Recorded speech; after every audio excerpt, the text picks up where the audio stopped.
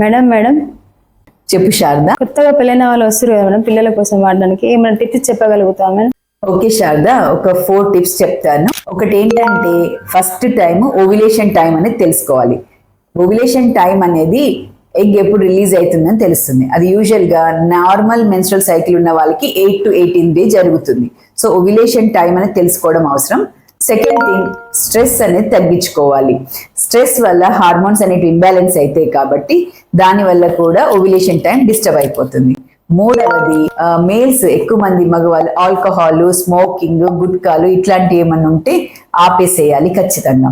వీటి వల్ల sperm motility అనేది తగ్గుతుంది, స్పర్మ్ కౌంట్ కూడా తగ్గుతుంది. నాలుగవది, వెయిట్ అనేది ఖచ్చితంగా కంట్రోల్లో ఉంచుకోవాలి. వెయిట్ ఎక్కువగా ఉంటే ఫ్యాట్ లోని హార్మోన్స్ అనేటివి మెటబలైజ్ అవుతాయి కాబట్టి హార్మోన్స్ అనేటివి ఇంబ్యాలెన్స్ అవుతుంది. సో కావాల్సిన 4 టిప్లు. ఒకటి, ఓవ్యులేషన్ టైం చూసుకోవాలి. సెకండ్, స్ట్రెస్ తగ్గించుకోవాలి. Third thing, alcohol, smoking, junk food avoid చేయాలి. ఇంకొకటి ఏంటంటే వెయిట్ అనేది తగ్గించుకోవాలి. ఈ టిప్స్ పాటించి న్యాచురల్ గా కన్సీవ్ అవ్వడానికి ఛాన్సెస్ ఉంటాయి. Stay healthy. Nizamabad. And doctor Sujatha Bandari, Vijayalakshmi hospital.